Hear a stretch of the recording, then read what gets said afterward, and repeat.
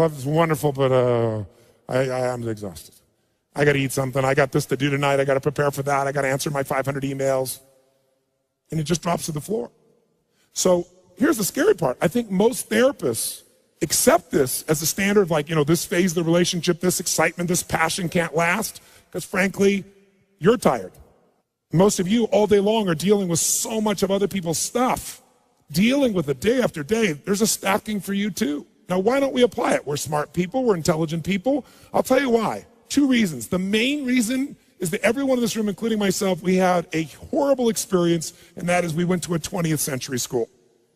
I call it horrible because it conditioned all of us to be passive, just like you've been for the first 10, 15 minutes of my talking. You're all in your schoolroom, classroom. I can see you. You're being very nice to me, and I'm very grateful for it. But see, what did a 20th century school prepare you for? It trained you since you were 4 or 5 years old to get you ready for a job in the 20th century, which no longer exists. The 20th century job, you were going to be an industrialized job. So the bell rings at school, and what do? You immediately report to your desk, your position that later on you would report to, right? Thinking you'd be getting a job on a line. And then when you get there, what are you supposed to do? You're supposed to sit down, shut up, and wait for someone to tell you what to do. Don't speak until they tell you what to do, and then do that. And by the way, do not talk to your neighbor. How many heard this growing up when you were in school all the time? Say I. Me too. Now, I was a talker, so I was in trouble. I had a 5th grade teacher, Mr. Giles, that used to drive me crazy because he wanted silence all the time. Every minute he wanted silence. I think he just hated kids, so he was just like really quiet. He used to make me write these 10,000-word essays, why I will never talk again in class. I wrote 6 of these in his class, 10,000 words each. I went to my high school reunion, true story, my 10-year high school reunion. There were several teachers there. There's Mr. Giles. I went up to him. I said, this talking thing worked out pretty good for me.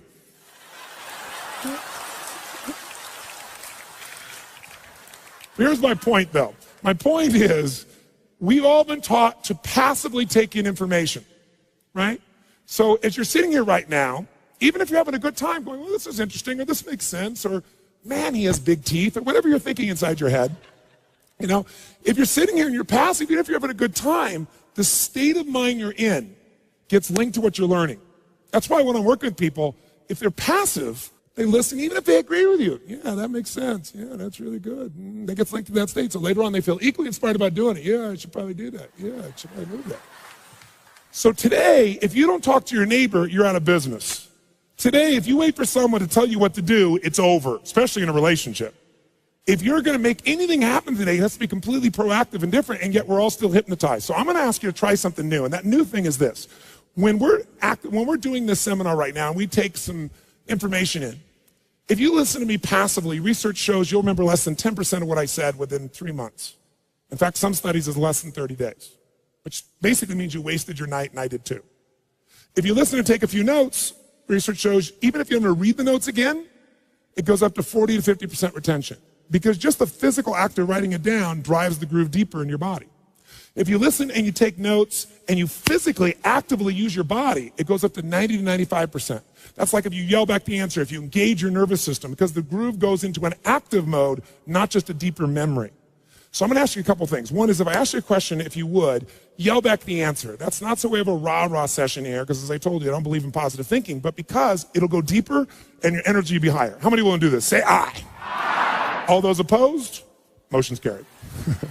Okay? Second thing is, if you really want to shift, then the fastest way to change your life is to get back in the growth mode. I don't care what it is. If you want to know what makes people happy, it's one word: progress. It's not achievement. Achievement gives you happiness for a moment, or maybe a week, or whatever. Whatever it is you think you've got, when you get there, it doesn't last. Because life is growth. We're either growing or we're dying. We all know the phrase, but it's because it's true. Phrases that have been overused and sound stupid at this point, the reason they've been overused is because they're accurate. And if you're going to be alive, progress is it. If you want your body to feel alive, you got to make progress.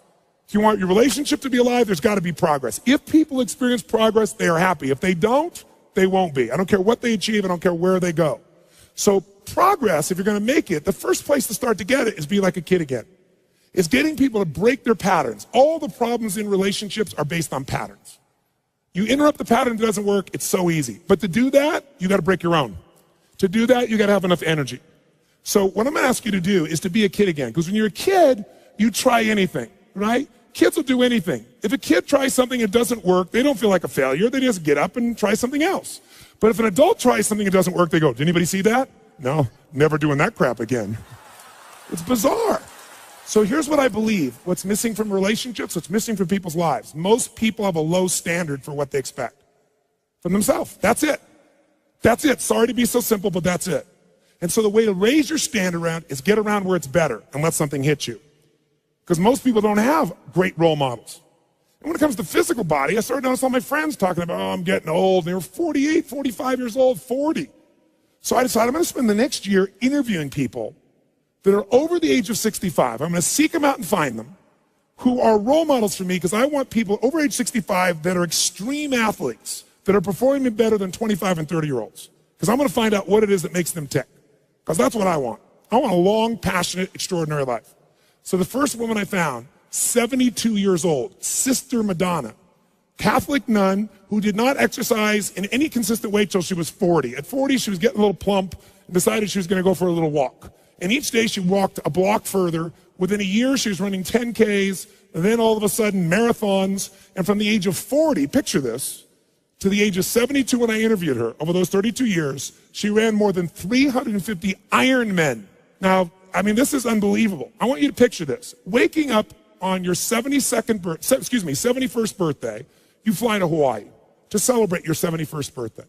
You wake up that morning and decide the way you're going to celebrate your birthday is to run an Ironman. So you get up in the morning, you're 71 on your birthday, and you run a marathon. Then after your marathon, you go for what, a 2.5-mile swim. Then after that, you jump on your bike for 100 miles. Now picture this, you're at mile 45 roughly, and you are passing 35-year-old men. Better yet, pretend you're the 35-year-old man that a 71-year-old woman is passing. Sister Madonna got to mile, I forget the exact mile, but about 67, 68, 69. She was more than three-quarters. She only has like 25 miles to go, and the whole thing's done. And she's on the big island of Hawaii. And if you've not been there, it's beautiful, but it's desolate. Because you know what's happened is there's no trees. All the lava's come down and wiped out everything. So it's very rocky, and since there's no blockage, there's lots of wind, and the wind's picking up, and it's coming right at her, and she's coming to the end of this thing. She's, maybe got 25 miles to go, and the wind's picked up to 35 miles an hour, then almost 40 miles an hour, and she became a flying nun. It picked the wind, smacked her and her bike, lifted her and smashed her on the rocks. She broke her hip, split her clavicle, cut her face. They took her away in an ambulance. The next year, they started to vote, and they were deciding that they were not going to let anybody over the age of 55 do this because it's too dangerous. So she protested and came up and did it again at the age of 72 and completed it. How's that for some determination, huh? Think of those standards. Think of what's possible. The average person, I'm tired, I'm stressed, and they're 50. Right? I interviewed a man 98 years old.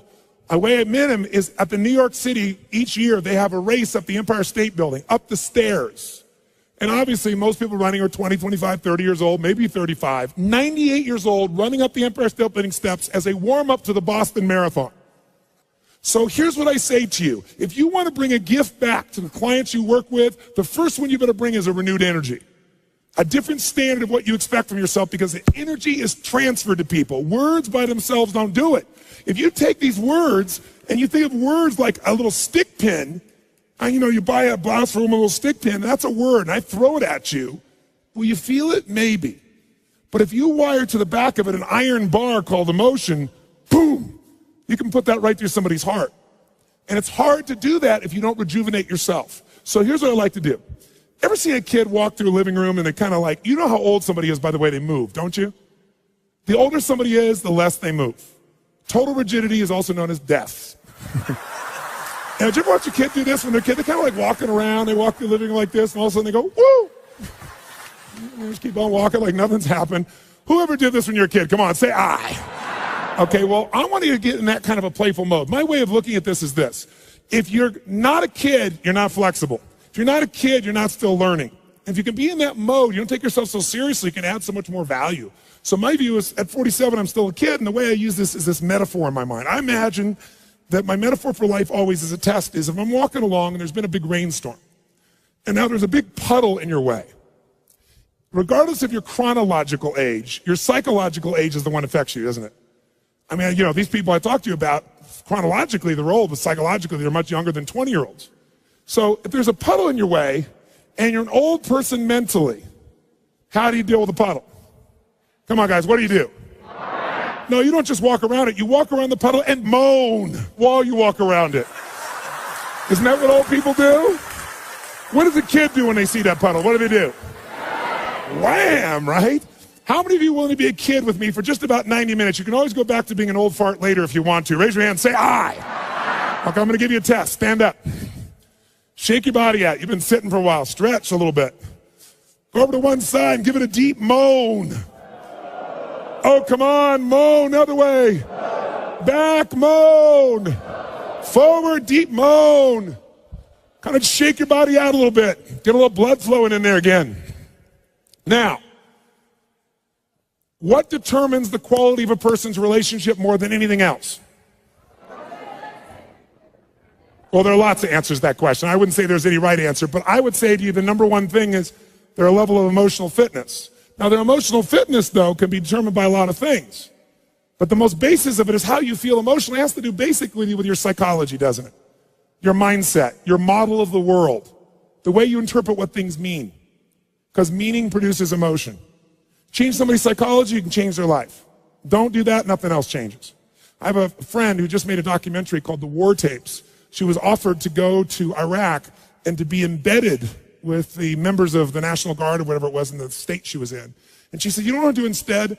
I want to give the troopers cameras and let them shoot. If you haven't seen this documentary, it's unbelievably intense and beautiful because it shows war at all the levels of it. You see the humanity of it, the inhumanity of it, shot through these men's eyes. But the reason I tell you this story is I asked her what moved her most, and she said there was one man she followed up with who was blown up, and she went to the hospital to see him. And she said, Tony, she said, just brought tears to my eyes because I walked in and he had this big smile on his face and his left arm is gone. And she said, you know, I sat down with him, he was sitting at the table and we started talking and she said, I couldn't believe it. I thought maybe he's on drugs, maybe he's in shock, maybe he's just trying to put on a good front. And she said he was genuinely grateful to be alive and happy and grateful to God. And she said, well, why? And he said, because I'm a righty. But here's the killer piece of what she told me. She said they talked for an hour and a half. She said she left feeling stupid about the things she feels bad about in her life and feeling so grateful she'd been with this man. And at the end, he pushed away from the table and he had no legs. He lost his legs and his arm. All he mentioned was he's a righty. Didn't even talk about the legs. So most of us are unfit emotionally, which means something in our psychology has made us weak. Part of it is, how do you build the muscles? Push through difficult times. And most of us today in our society, what we think is difficult will be somebody else's idea of the greatest dream on this earth. And people have forgotten that. And so they get bitchy and whiny and complaining about the littlest stupid things. So we got to start with ourselves. So let's learn about your psychology first, shall we? Let's do a little test. Pull your hands out like this. And when I say now, bring them together like this. When I say now. But I like people who anticipate. That's good. Ready? Now. Ready? Now. Ready? Now. Keep your hands together. Extensive psychological research over 35 years has shown something interesting. Just like in relationships, we develop patterns we're not even noticing. Like no matter how many times I pull your hands apart and bring them together, you'll usually have the exact same thumb that you'll drop on. If your left thumb is on top of your right thumb, research shows that the driving force in your psychology is the desire for sex and you're an incredible lover.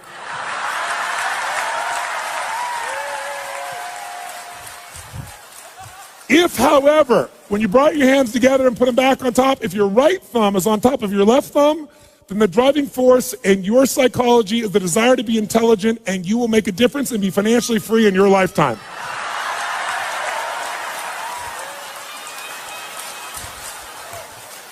Check out this man. He's got a thumb fight. Do I want the sex or the money? The sex or the money. If your thumbs didn't cross, they just lined up equally like this, it means you think you're sexy, rich, and smart, but you're none of the three and never will be. This has nothing to do with anything, just making sure you're awake. Okay, shake your body out. Okay, how many would agree that if your emotion is high, you can deal with stuff a hell of a lot better? Say aye. How many agree in a relationship's a hell of a lot better when you're high? Say aye. Good. Then let's see how to go from high to low and how you do it. Because the illusion is something makes us feel a certain way. But the truth of the matter is you could say, they said this and it pissed me off. Well, somebody else could have said it and it doesn't piss you off. So all it is a belief about how to respond. But the emotion itself, you trigger. Even good emotions. If, like, you kiss somebody and wham, Mr. Happy comes to full attention, you're so excited. Where does that feeling come from? Does it come from wet tissue touching wet tissue? No, if that was true, kissing your dog would excite you. It's because you have a belief in your head that someone who's shaped like this, someone who shares the same spiritual values as you, somebody who kisses me like this, wham, I feel like this. But if they're not spiritual like me, or if they're shaped like this, or they kiss like this, you go like this. It's a belief system.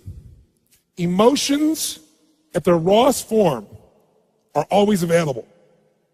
And we do emotions. They don't happen to us. And that's the lesson we want to get in our bodies and we can teach our clients. And here's what I want you to see. Emotion is created by motion. Emotion comes from the way you move. If I said to you there was a depressed person behind curtain number 1 over here, and for a $100,000 donation to your favorite charity, if you could describe their physical body without even seeing them, I know you could do it. Tell me, what's their posture like? Quick. Nice and loud. What is it? Where's their head? Where are their eyes? Breathing full or shallow?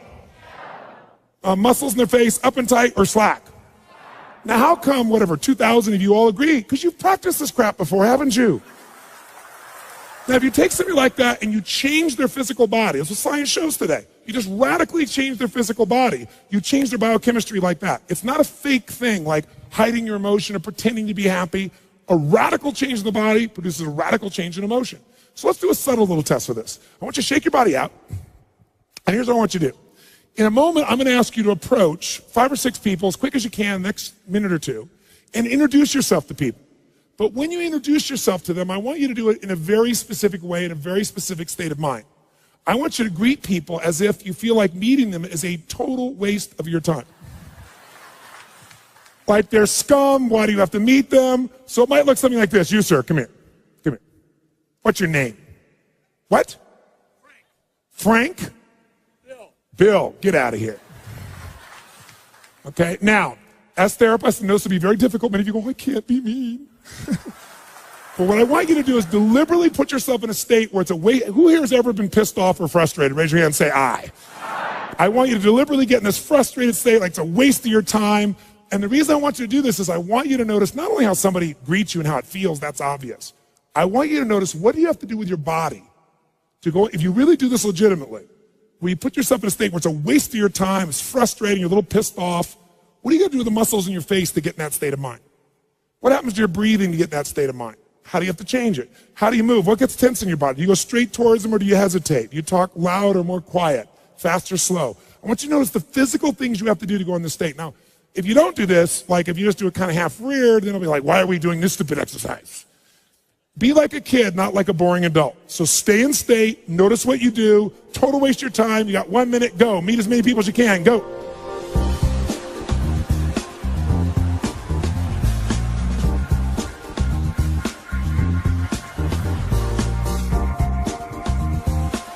Now, shake your body out, get out of that state completely. Now, please give me an out loud answer for 2 reasons. It'll keep your energy high, and secondly, everyone in the room will hear the percentage of the audience that's affected.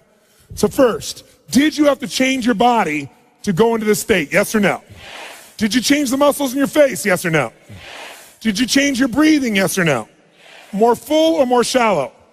Say it again. 2,000 people, different belief systems, different backgrounds, all saying the same thing. Did you talk more loud or more quiet? Faster or slower? Now notice, you all have different backgrounds, belief systems, values, come from different parts of the world. Who here's from a different country than the United States? Raise your hand. Who here's from a different country? Look at this. And you're all saying the exact same thing. Here's why. What is universal in all human beings, what God has created with us, or nature, whatever your belief system is we have the same neurology. If you use it one way, you'll produce one emotion. Use it a different way, you produce another emotion. It has nothing to do with your partner. And when you get it, you can change it. So let's try something in a different state. Shake your body out and be like a kid again, not a boring adult. And here's what I want you to do. This time when you greet people, we're going to do it in a different state. I want you to greet people as if you're deathly afraid they're going to reject you. Now, who here has ever failed to do something because of a fear of rejection? Anybody in this room? Say,